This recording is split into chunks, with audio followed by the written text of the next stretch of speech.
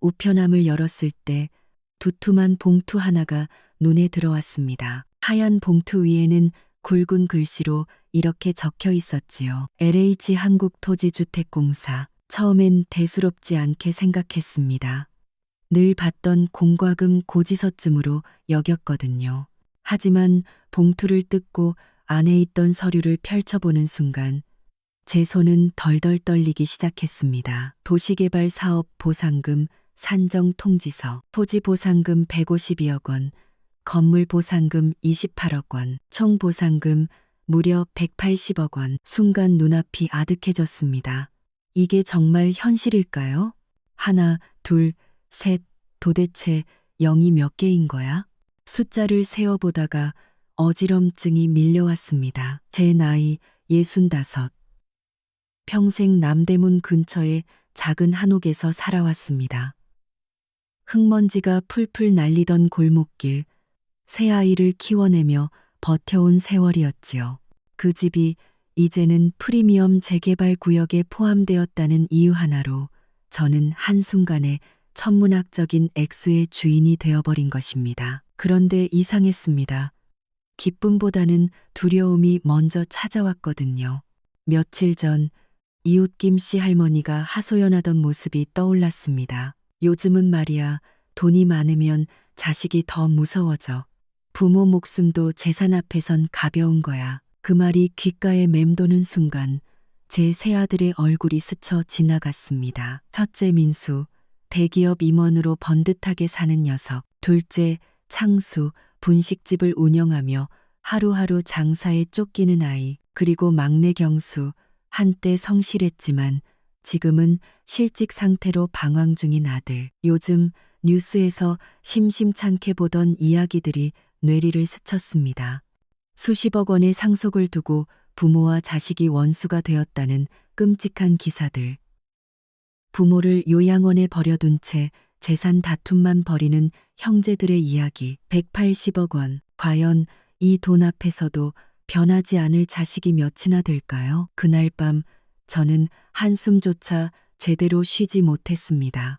먼저 세상을 떠난 영감과 함께 흙먼지 나는 골목에서 고생하며 키워낸 아이들인데 설마 그 마음이 돈 앞에서 흔들리지는 않겠지? 그러나 마음 한구석에서 불길한 예감이 계속 고개를 들었습니다. 아니야, 확인해야 해. 반드시 확인해야 해. 다음 날 새벽 저는 결심했습니다. 거대한 돈을 나누어 주기 전에 꼭 확인해야 할 게 있었습니다. 과연 내 자식들이 돈이 아닌 진짜 마음으로 어머니를 대할 수 있는지 말이지요. 영감이 살아있을 때 늘 했던 말씀이 생각났습니다. 사람의 진짜 모습은 돈 앞에서 드러나는 법이야. 저는 옷장을 열어 가장 낡은 한복을 꺼냈습니다. 소매 끝이 달아해져 있고 색깔마저 바래놓았다. 평소 같으면 절대 입고 밖에 나가지 않았을 겁니다. 하지만 오늘은 달랐습니다. 거울 앞에 선 제 모습은 그야말로 초라했습니다. 마치 어디선가 도움을 구하러 나온 가난한 노인 같았지요. 하지만 바로 그 모습이 오늘 제게 꼭 필요한 모습이었습니다. 첫 번째로 찾아갈 곳은 강남 고급 아파트에 사는 첫째 아들 민수의 집이었습니다. 새벽 공기가 아직 차가울 때 저는 낡은 가방 하나를 들고 집을 나섰습니다. 지하철역으로 건너가는 횡단보도 앞에서 신호등 불빛이 제 신발 끝을 번갈아 물들이더군요.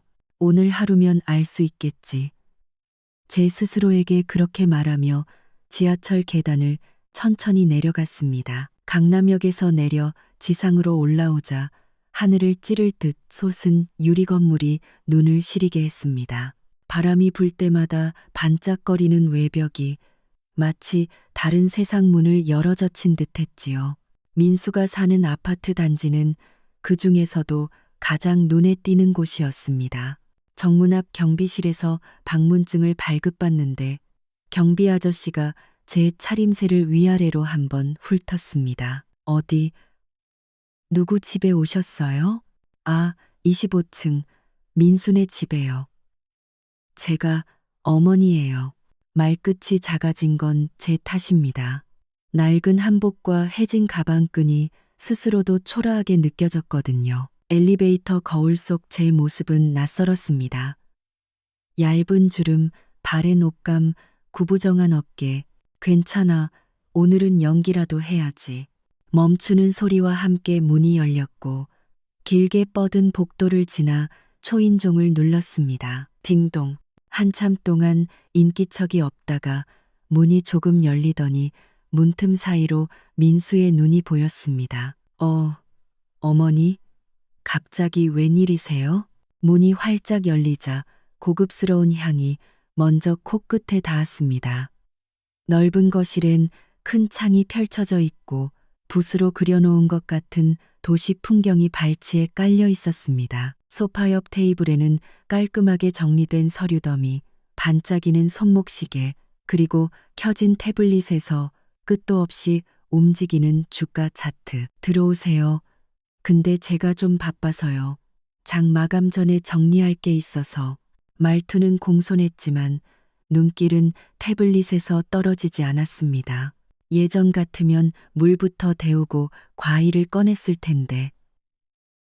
오늘은 화면 속 빨간 초록 선들이 더 급한 일인 듯 했지요. 저는 조심스레 구석 의자에 앉았습니다. 아들아, 갑자기 와서 미안하다. 조금 급한 일이 있어서. 네, 말씀하세요. 근데 제가 곧 전화를 받아야 해서. TV에서는 난 뉴스가 흘러나왔습니다.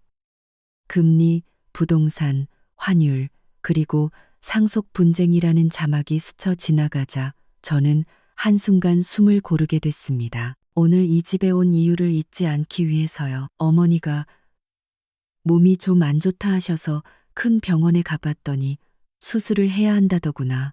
태블릿을 만지던 민수의 손가락이 잠깐 멈췄다가 다시 바쁘게 움직였습니다. 얼마나 들어요? 이래저래 5천만 원쯤 든다더구나. 제 목소리는 생각보다 담담했습니다. 혹시라도 감정을 들킬까봐 최대한 평소처럼 말하려고 애썼지요. 민수는 짧게 한숨을 내쉬었습니다. 어머니, 요즘 상황이 쉽지 않아요. 애들 교육비에 대출 상환도 있고 회사도 구조조정 바람이 불고요. 지금 당장 큰돈은. 그는 지갑에서 5만 원권 한 장을 꺼내 제 손에 쥐어주었습니다. 이걸로 택시 타고 병원 먼저 가세요. 저는 도와드리기 어려울 것 같아요. 손바닥에 닿은 지폐는 유난히 차갑고 가벼웠습니다. 하나의 장문 정원처럼 길게 이어진 지난 세월이 그 종이장 무게만큼으로 줄어든 느낌이었지요. 저는 억지로 미소를 지으며 고개를 끄덕였습니다. 그래, 알겠다. 바쁜데 미안했다. 네, 연락 주세요. 제가 다음 주쯤 다시 상황이 좀 나아지면. 끝까지 그의 시선은 화면 속 숫자에서 떨어지지 않았습니다. 현관문이 닫히고 복도로 나오자 정적이 귀를 메웠습니다. 엘리베이터를 기다리는 동안 손에 쥐노만 원이 땀에 젖어 가장자리부터 눅눅해졌습니다. 아들아, 내 마음의 온도는 어디쯤인가? 속으로만 묻고 대답은 듣지 않기로 했습니다. 1층 로비로 내려와 정문을 나설 때 경비실 안 TV에서 또렷한 앵커의 목소리가 들렸습니다.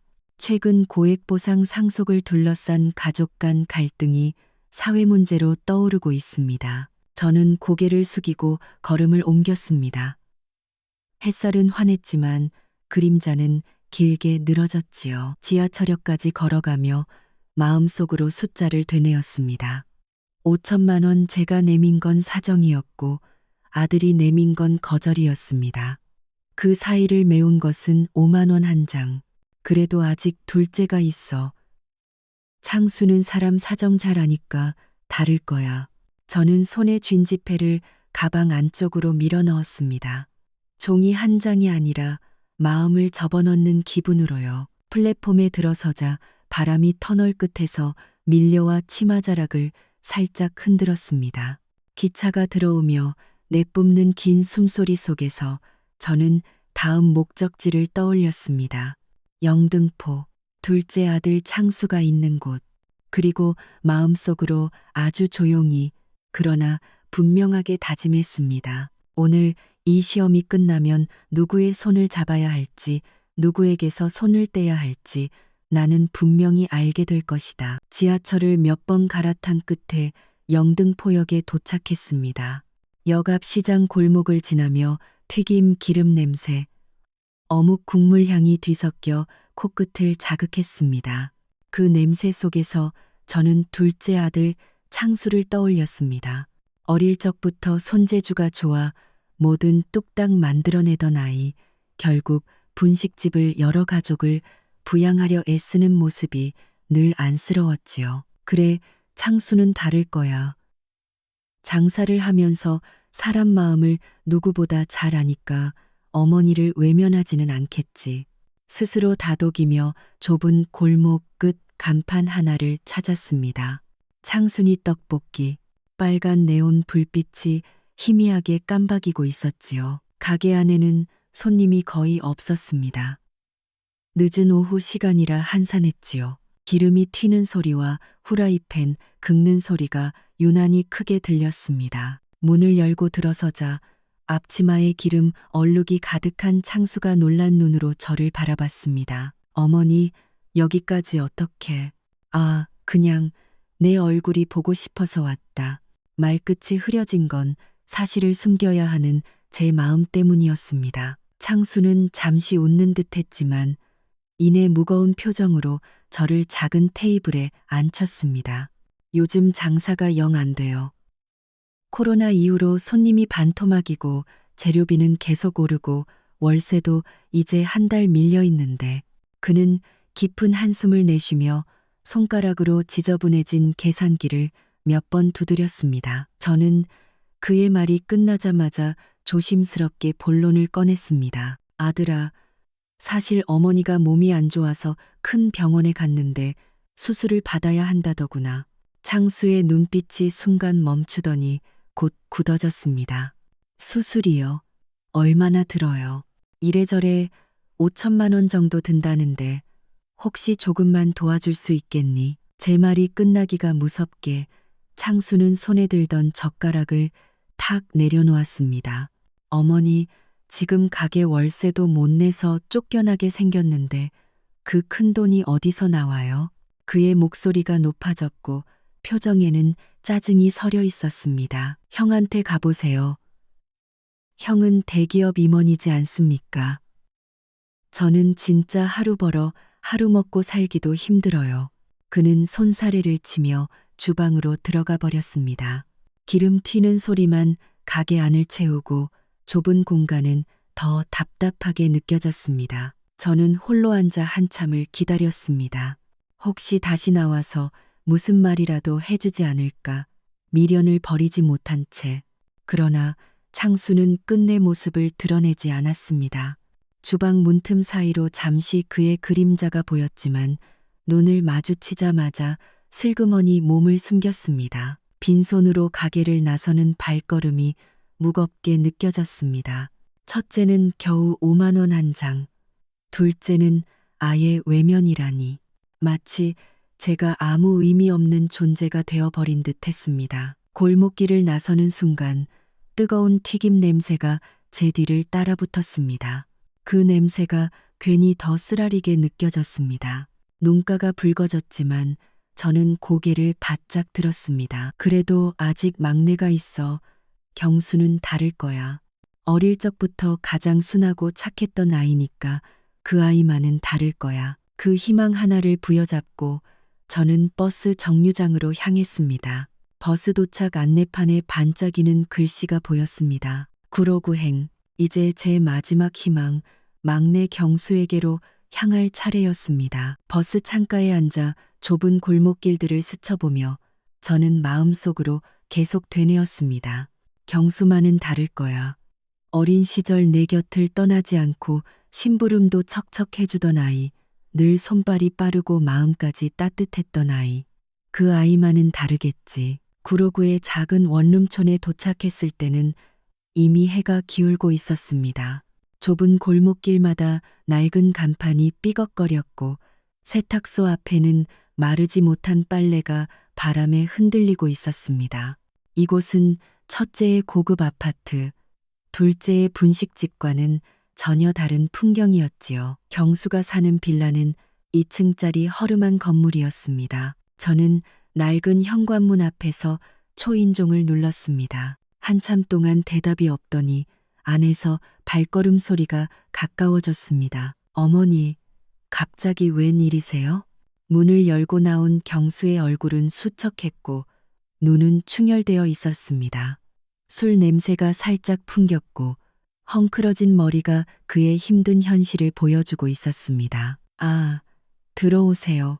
경수는 성의 없는 목소리로 대답하며 문을 열어주었습니다. 거실 안은 어수선했습니다. 맥주병과 배달 음식 용기가 여기저기 굴러다니고 있었고 소파 위에는 구겨진 옷가지가 아무렇게나 던져져 있었습니다. 그 순간 안방문이 열리며 며느리 은주가 나왔습니다. 아, 어머니, 오셨어요? 그녀는 놀란 듯 했지만 표정은 어딘가 어색하고 지쳐 보였습니다. 저는 조심스럽게 입을 열었습니다. 사실 어머니가 몸이 많이 안 좋아. 큰 병원에 갔더니 수술을 받아야 한다더구나.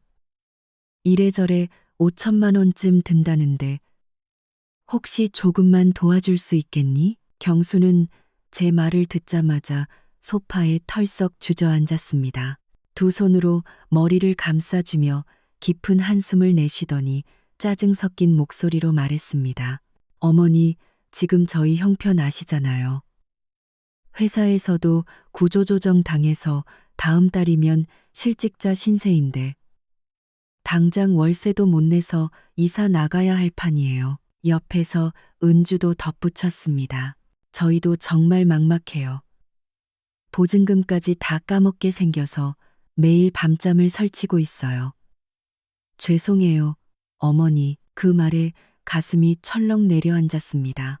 첫째는 겨우 5만 원, 둘째는 철저한 외면, 그리고 막내마저.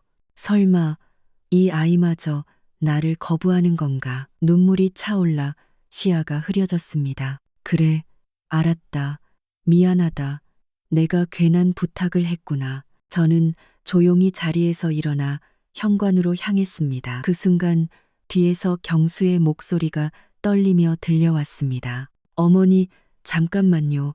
잠깐만. 슬리퍼를 신은 채 뛰쳐나온 경수는 제 앞을 막아섰습니다. 얼굴에는 눈물이 맺혀 있었고 그의 숨소리는 거칠었습니다. 제가 미쳤습니다. 어머니가 아프다는데 돈 얘기만 하다니 저 정말 불효자예요. 그는 주머니에서 낡은 통장을 꺼내 제 손에 억지로 쥐어주었습니다. 이거 저희 적금 통장이에요. 200만 원, 아니 300만 원밖에 안 되지만 일단 검사부터 받으세요. 수술비 전부는 못 마련해도 저랑 은주가 어떻게든 뛰어다니며 벌겠습니다.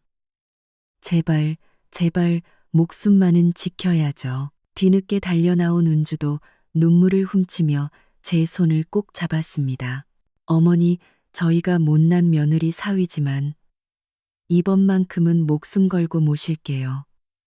병원에 당장 가셔야 해요. 저는 더 이상 참을 수 없었습니다. 그동안 가슴속에 숨겨둔 진실이 폭발하듯 터져 나올 것 같았지요. 떨리는 손으로 품속의 서류 봉투를 꺼냈습니다. 얘들아, 사실 엄마 아픈 거 아니다. 네? 무슨 말씀이세요? 봉투 안에는 빛바랜 계약서가 들어 있었습니다. 그 위에 선명하게 적힌 글자. 총 보상금 180억 원. 경수와 은주의 눈이 동시에 커졌습니다. 저는 두 아이를 바라보며 낮게 속삭였습니다. 엄마가 너희를 시험해 본 거야. 돈이 없을 때에도 진심으로 어머니를 대할 수 있는지 알고 싶었단다. 경수와 은주의 눈동자가 여전히 서류 봉투에 고정된 채 떨리고 있었습니다. 180억, 이게 진짜예요? 경수의 목소리는 믿기지 않는다는 듯 갈라졌습니다. 저는 그의 어깨를 토닥이며 고개를 끄덕였습니다. 그래. 우리 집 도시개발 보상금이다. 어머니가 아픈 것도 수술비도 전부 거짓말이었다. 그럼 왜 그런 연극을 하셨어요? 은주의 눈에서는 서운함과 눈물이 동시에 번져 나왔습니다. 저는 떨리는 숨을 몰아쉬며 대답했습니다. 돈이 없을 때에도 어머니를 사랑하는 마음이 있는지 확인하고 싶어서 미안하다. 너무 큰 시험이었지. 그때였습니다. 골목 입구에서 자동차 브레이크 소리가 요란하게 울렸습니다. 순간적으로 고개를 돌린 우리 셋은 동시에 굳어버렸습니다. 검은색 외제차 문이 열리더니 첫째 민수가 얼굴이 벌겋게 달아오른 채 뛰어내렸습니다. 어머니, 어머니 어디 계세요? 민수는 숨을 헐떡이며 달려와 제 손에서 흘러내린 서류들을 낚아채듯 움켜쥐었습니다. 그리고 그 위에 찍힌 금액을 보는 순간 그의 눈빛이 번쩍였습니다. 180억? 세상에, 어머니 왜 이런 엄청난 걸 숨기셨어요? 이건 대박이에요. 아까까지 겨우 5만 원 한 장을 쥐어주던 아들의 얼굴에서 반가움과 탐욕이 동시에 피어오르는 것을 보며 제 가슴은 무너져 내렸습니다. 그러자 또 다른 소리가 뒤쪽에서 들려왔습니다. 어머니, 잠깐만요. 허겁지겁 택시에서 내려 달려온 이는 둘째 창수였습니다. 그 역시 서류 위 숫자를 보자마자 입을 틀어막았습니다. 정말 180억 맞아요? 이건 로또보다 더 큰 행운이잖아요. 창수의 눈빛에는 경계와 다정함이 동시에 떠올랐습니다. 그는 다급하게 제 손을 잡으며 말했습니다. 아까는 정신이 나가서 그런 거예요. 어머니, 이제 걱정 마세요. 제가 제대로 모실게요. 장사도 접고 어머니 곁에서 살 거예요. 민수가 비웃듯 끼어들었습니다. 너는 아까 어머니 내쫓고는 이제 와서? 장남인 내가 당연히 모셔야지. 우리 집이 크고 경제력도 충분한데. 뭐라고? 형은 겨우 5만 원 던져주고 쫓아냈잖아요. 적어도 난 빈손은 아니었거든. 두 형제는 삽시간에 서로를 노려보며 고성이 오갔습니다. 경수가 두 팔을 벌려 형들 앞을 막아섰습니다. 형들, 제발 그만하세요. 너무 취해요. 돈 앞에서 이렇게 변해버리는 모습, 어머니가 보시고 얼마나 실망하시겠어요. 하지만 민수와 창수는 아예 경수의 말을 들으려 하지 않았습니다. 민수는 주머니에서 계산기를 꺼내들더니 덧셈을 하며 중얼거렸습니다. 180억 나누면 3등분해서 각자 60억. 그래, 이게 공평하지. 창수도 고개를 끄덕이며 손뼉을 쳤습니다. 60억이면 가게 100개도 낼 수 있어. 어머니, 이 돈이면 우리 다 인생 역전이에요. 저는 그 말을 듣는 순간 숨이 턱 막혔습니다. 방금 전까지만 해도 저를 외면하던 자식들이 돈 앞에선 전혀 다른 얼굴로 변해 있었습니다. 그 탐욕에 가득 찬 눈빛을 바라보며 저는 다시금 깨달았습니다. 그래, 영감 말이 맞았어. 사람의 진짜 모습은 돈 앞에서 드러나는구나. 골목 한복판에서 새 아들의 목소리가 뒤엉켰습니다.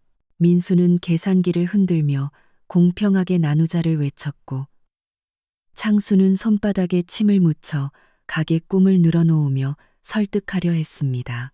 경수만이 저 앞에서 떨리는 목소리로 막아섰습니다. 형들, 제발 그만해요. 어머니를 돈으로만 보지 마세요. 어머니는 돈이 아니라 우리의 어머니잖아요. 하지만 민수는 코웃음을 쳤습니다. 위선 떨지 마. 너도 속으론 좋아 죽으면서. 180억 앞에서 누가 침착하겠어. 실직자인 네가 무슨 힘으로 어머니를 모신다고 그래? 창수도 가세했습니다. 맞아. 어머니 같은 분은 좁디 좁은 원룸이 아니라 번듯한 집에서 모셔야 해. 우리 형제 중 누가 더 잘 모실 수 있는지는 뻔하지 않냐? 저는 그들의 말을 들으며 한 발자국 뒤로 물러났습니다. 심장이 요동쳤습니다. 이대로 두면 자식들끼리 원수가 되겠구나. 이제는 결단을 내려야 해. 저는 두 손으로 보상금 계약서를 꼭 움켜쥐었습니다. 그리고 목소리를 높였습니다. 그만해라. 순간 골목이 쥐죽은 듯 조용해졌습니다. 세 아들의 시선이 한꺼번에 제게 꽂혔습니다. 너희들 모습이 참 한심하다. 겨우 돈 몇 장 앞에서 부모도 형제도 잊은 채 싸우는 꼴이라니. 민수와 창수의 얼굴이 붉어졌습니다. 그러나 그 눈빛 속에는 여전히 돈에 대한 집착이 번쩍거리고 있었습니다. 저는 깊게 숨을 고른 뒤 서류를 높이 들었습니다. 이 180억은 경수와 은주에게 전부 주겠다. 뭐라고요? 민수와 창수가 동시에 소리쳤습니다. 어머니, 지금 뭐라고 하셨어요? 전부 다 준다고요? 맞다. 단 한 푼도 너희 둘에겐 주지 않는다. 경수와 은주만이 가난한 어머니 앞에서도 진심을 보여줬으니 그 아이들이 받을 자격이 있다. 창수는 얼굴이 하얗게 질리더니 무릎을 꿇었습니다. 어머니, 제발 한 번만 기회를 주세요. 저 정말 반성했어요. 1억만, 아니 5천만 원만이라도. 민수도 안색이 창백해진 채 손을 내저었습니다. 어머니, 그건 말이 안 돼요. 법적으로도 상속은. 저는 차갑게 잘라냈습니다. 법? 그건 네가 따질 자격도 없다. 자식이면 자식답게 굴었어야지. 돈 앞에서 부모를 버린 게 누구냐? 이제 와서 법을 찾다니 너희는 이미 내 눈에서 자식이 아니다. 순간 두 아들의 입술이 바짝 타들어갔습니다. 그들의 손이 떨리고 얼굴이 뒤틀렸습니다. 하지만 제 눈엔 이미 그들이 잃은 게 무엇인지 똑똑히 보였습니다. 경수는 제 손을 덥석 잡았습니다. 어머니, 저희는 이 돈 필요 없어요. 그냥 어머니만 곁에 계시면 돼요.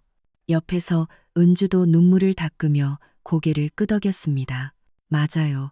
저희에겐 돈보다 어머니가 더 소중해요. 그 말에 제 눈가도 뜨겁게 젖어들었습니다. 하지만 마음은 단단히 굳어 있었습니다. 이제는 보여줄 때다. 누가 진짜 내 자식인지. 저는 똑바로 서서 선언했습니다. 경수와 은주에게 이 모든 보상금을 맡기겠다. 너희 둘만이 돈이 없어도 진심으로 날 모셔주었으니까. 골목은 무겁게 가라앉았습니다. 민수와 창수의 얼굴에는 분노와 절망이 뒤섞여 있었습니다. 그리고 경수의 손은 제 손을 꼭 쥔 채 뜨겁게 떨리고 있었습니다. 골목은 숨막히는 정적에 휩싸여 있었습니다.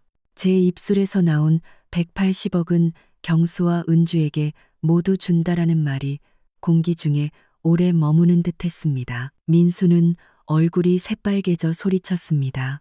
어머니, 그건 말도 안 돼요. 장남인 제가 있는데 어떻게 전부 막내에게 줄 수가 있어요? 창수도 울상이 되어 땅바닥에 엎드리듯 매달렸습니다. 어머니, 저도 자식인데 저도 어머니 아들이잖아요. 아무것도 안 주시면 저는 어떻게 살라고요? 저는 냉정하게 그들을 바라보며 단호히 말했습니다. 자식이면 자식답게 행동했어야지. 가난한 어머니는 버리고 부자 어머니만 모시고 싶었냐? 돈 앞에서 부모를 저버린 순간 이미 너희는 내 자식이 아니다. 민수는 다급히 손을 흔들며 변명했습니다. 아니에요, 어머니. 그때는 제가 상황을 몰라서 주식에 묶인 돈만 아니었어도. 맞아요, 저도요. 장사 스트레스 때문에 순간 정신이 나갔던 거예요. 창수도 연달아 말했습니다. 하지만 그들의 눈빛에는 여전히 계산과 탐욕이 번득이고 있었습니다. 저는 더는 흔들리지 않았습니다. 그만해라. 내 결정은 변하지 않는다. 그 말을 하자 민수와 창수의 표정은 절망으로 바뀌었습니다. 민수는 이를 악물며 중얼거렸습니다. 이건 너무 불공평해. 법적으로도 문제될 수 있어요. 창수는 눈물이 고인 채 마지막으로 애원했습니다. 어머니, 제발 단 한 번만 기회를 주세요. 저 정말 반성했어요. 1억만, 아니 5천만 원만이라도. 하지만 제 마음은 이미 굳어져 있었습니다. 늦었다. 너희가 시험에서 떨어진 순간 이미 기회는 사라진 거다. 그 순간 경수가 제 앞에 무릎을 꿇고 고개를 숙였습니다. 어머니, 저희는 이 돈 필요 없어요. 차라리 형들이 가져가도 좋아요. 저희는 어머니만 곁에 계시면 돼요. 은주도 옆에서 손을 잡으며 울먹였습니다. 맞아요. 저희는 어머니 건강만 지켜드릴 수 있다면 그것으로 충분해요. 저는 두 아이의 손을 꼭 잡으며 목이 메었습니다. 아니다. 너희는 이미 돈이 없어도 날 지켜줄 마음을 보여줬다. 그래서 이 돈은 오직 너희 몫이다. 그것이 내가 내린 결론이다. 민수와 창수는 결국 고개를 떨군 채 뒷걸음질 쳤습니다. 눈빛에는 분노와 후회가 뒤섞여 있었지만 이미 돌이킬 수 없는 강을 건넌 표정이었습니다. 그들의 발자국 소리가 골목 끝으로 사라지자 남은 건 저와 경수 부부의 뜨거운 눈물뿐이었습니다. 저는 속으로 중얼거렸습니다. 돈은 결국 사람의 마음을 시험하는 도구일 뿐, 진짜 부자는 따뜻한 마음을 가진 사람이다. 그로부터 한 달이 흘렀습니다. 저는 경수와 은주의 작은 원룸에서 지내기 시작했지요. 공간은 비좁았지만 매일 아침 은주가 끓여주는 된장국 냄새에 눈을 뜨는 순간만큼은 세상 누구보다 행복했습니다. 경수는 새 직장을 구해 땀 흘려 일했고 은주도 파트타임 일을 하며 살림을 보탰습니다. 어머니, 아침 드세요. 그래, 얘야, 고맙다. 소박한 밥상 위에 놓인 반찬들이 그렇게 값져 보일 수가 없었습니다. 돈으로 살 수 없는 따뜻함이 그 속에 있었으니까요. 180억 보상금 중 일부로 우리는 작은 아파트로 이사했습니다. 넓진 않았지만 깨끗하고 따뜻한 집, 무엇보다 제 방이 따로 있다는 사실이 기적처럼 느껴졌습니다. 그러나 무엇보다 소중한 건 돈이 생겼어도 경수와 은주의 마음이 변하지 않았다는 것이었습니다. 어머니, 무릎이 아프시면 병원 가셔야죠. 괜찮다, 얘야. 너희 곁에 있으니 아픈 것도 다 나은 것 같다. 그런데 어느 날 저녁 현관문을 두드리는 소리가 났습니다. 경수가 문을 열자 초라한 얼굴의 민수와 창수가 서 있었습니다. 두 아들은 고개를 푹 숙이고 있었습니다. 어머니, 저희가 잘못했습니다. 용서해 주세요. 어머니, 한 달 동안 많이 반성했습니다. 정말 부끄럽습니다. 두 아들의 목소리는 떨리고 있었습니다. 저는 차갑게 물었습니다. 돈 때문이 아니냐? 아니에요. 정말 어머니가 그리워서 왔습니다. 다시 기회만 주세요. 창수는 눈물을 흘리며 무릎을 꿇었습니다. 경수가 제 옆에서 조심스레 말렸습니다. 어머니, 그래도 형들이잖아요. 한 번만 용서해 주세요. 저는 한참을 생각하다 조건을 내걸었습니다. 좋다. 하지만 앞으로 내 앞에서 돈 이야기는 일절 꺼내지 마라. 그리고 진심으로 어머니를 대한다면 나는 다시 받아들이겠다. 민수와 창수는 눈물을 머금고 고개를 끄덕였습니다. 그날 이후 두 아들은 예전과 달라졌습니다. 민수는 회사를 핑계로 바쁘다던 태도를 버리고 주말마다 찾아왔고, 창수는 가게에서 만든 음식을 손수 들고 왔습니다. 처음엔 어색했지만 조금씩 웃음이 오가며 예전 가족의 모습이 돌아왔습니다. 어느 일요일 저녁 새아들과 며느리 은주가 모두 둘러앉아 저녁을 먹었습니다. 값비싼 음식은 아니었지만 그날 식탁 위 음식은 제 인생에서 가장 맛있는 만찬이었습니다. 저는 눈시울이 뜨거워지며 조용히 말했습니다. 얘들아, 돈보다 소중한 건 가족이다. 그걸 깨달았으니 이제 다시 시작해도 늦지 않다. 경수가 웃으며 대답했습니다. 맞아요, 어머니. 저희 모두 이제는 알았습니다. 가장 큰 재산은 바로 가족입니다. 그 순간 저는 확신했습니다. 180억은 제 삶을 흔들었지만 결국 제게 가장 값진 교훈을 남겨주었습니다. 돈은 사람의 마음을 시험할 뿐 진짜 부자는 따뜻한 진심을 가진 사람이라는 것을요. 앞으로 남은 삶, 저는 이 소중한 가족들과 함께하리라 다짐했습니다. 그것만으로도 저는 이미 충분히 부자였습니다. 행복한 날들이 이어지고 있었습니다. 민수와 창수도 조금씩 달라져 주말이면 찾아와 함께 밥을 먹고 서로 도우려 했었습니다. 그렇게 우리 가족은 조금씩 상처를 메워가고 있었지요. 그러던 어느 날 오후 전화기가 요란하게 울렸습니다. 낯선 번호였지만 직감적으로 가슴이 철렁 내려앉았습니다. 여보세요? 혹시 동재개발 보상금을 받은 시댁 맞습니까? 차가운 목소리가 들려왔습니다. 저는 순간적으로 말문이 막혔습니다. 예, 그런데요. 저희는 세무조사팀입니다. 보상금 관련해 확인해야 할 사항이 있으니 내일 오전 관할 세무서를 방문해 주셔야 합니다. 전화를 끊고 나서 한동안 멍하니 앉아 있었습니다.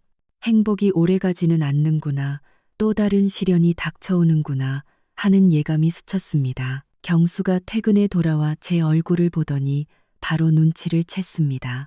어머니, 무슨 일이에요? 경수야, 세무서에서 연락이 왔다.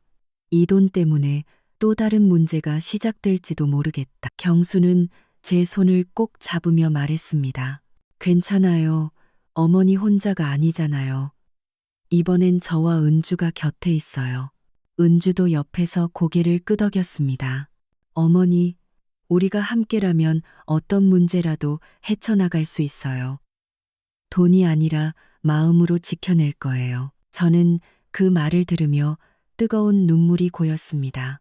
돈은 사람을 시험했지만 이제는 가족 모두가 진심으로 변해가고 있다는 것을 느낄 수 있었습니다. 그렇습니다.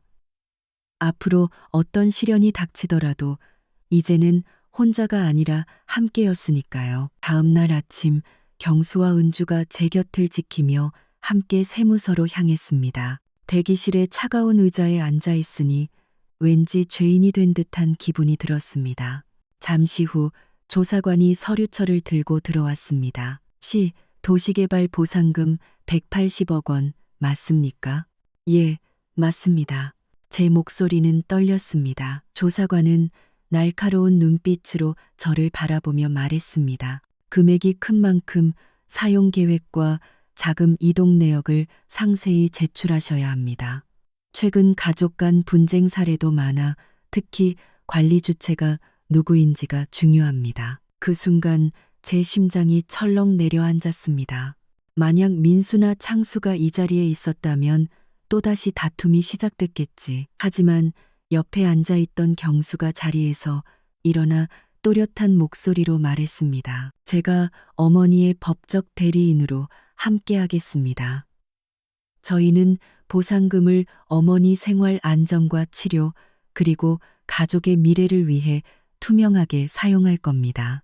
필요하시다면 모든 통장 내역을 공개하겠습니다. 은주도 곧바로 서류 봉투를 내밀었습니다. 거기에는 그동안 모아둔 적금과 가계부 기록이 정리되어 있었습니다. 저희는 돈을 불리기 위해서가 아니라 어머니를 지키기 위해 쓰려고 합니다. 조사관은 잠시 우리를 바라보다 고개를 끄덕였습니다. 좋습니다. 제출된 서류를 검토해 보겠습니다. 다만 한 가지 더 묻겠습니다. 다른 자녀분들도 보상금에 대해 알고 있습니까? 순간 민수와 창수의 얼굴이 머릿속에 스쳤습니다. 저는 잠시 눈을 감았다가 조용히 대답했습니다. 네, 알지만 그 아이들은 이미 제 곁을 떠났습니다. 이 돈은 욕심이 아닌 진심으로 저를 지켜준 이들에게 맡기겠습니다. 조사관은 한동안 우리를 바라보더니 마지막으로 말했습니다. 알겠습니다. 앞으로도 가족 간 갈등이 다시 불거지지 않도록 주의하십시오. 돈은 사람을 하나로 묶기도 하지만 가장 잔인하게 갈라놓기도 합니다. 사무실을 나서는 길, 저는 하늘을 올려다보았습니다. 회색빛 구름 사이로 햇살 한 줄기가 내려와 길 위를 환히 비추고 있었습니다. 마치 누군가 제 어깨를 다독이며 속삭이는 듯했습니다. 잘했다. 이제는 진짜로 내 길을 가거라. 경수가 제 손을 꼭 잡으며 말했습니다. 어머니, 이제 괜찮아요. 어떤 시련이 와도 저희가 끝까지 지켜드릴게요. 은주도 눈가에 미소를 지으며 덧붙였습니다. 어머니, 돈보다 더 큰 힘은 결국 가족의 마음이잖아요. 그 말에 저는 고개를 끄덕이며 눈물을 닦았습니다. 그래, 진정한 부자는 돈이 많은 사람이 아니라 마음이 따뜻한 사람이라는 걸 다시 한번 깨달았습니다. 세무조사라는 큰 산을 넘기고 난 뒤 우리 집에는 다시 잔잔한 평온이 찾아왔습니다. 이른 아침 부엌에서 들려오는 은주의 칼질 소리, 경수가 출근 준비하며 내는 분주한 발자국 소리, 그리고 창밖으로 스며드는 햇살. 이 모든 것이 제겐 너무도 소중한 선물이었습니다. 민수와 창수도 시간이 흐르며 조금씩 달라졌습니다. 예전처럼 탐욕 어린 눈빛은 사라지고 오히려 자주 찾아와 집안일을 도와주며 함께 웃을 수 있게 되었지요. 어머니, 저 이번에 회사에서 봉사활동 나가게 됐어요. 어머니 생각나더라고요. 민수의 이 말에 저는 잠시 말을 잇지 못했습니다. 창수도 분식집 문을 닫고 하루는 직접 만든 김밥을 들고 와 식탁 위에 놓으며 말했습니다. 어머니, 예전엔 제가 참 못났지요. 앞으로는 좋은 음식으로 어머니 건강 챙겨드릴게요. 그 순간 제 눈가에 뜨거운 눈물이 맺혔습니다.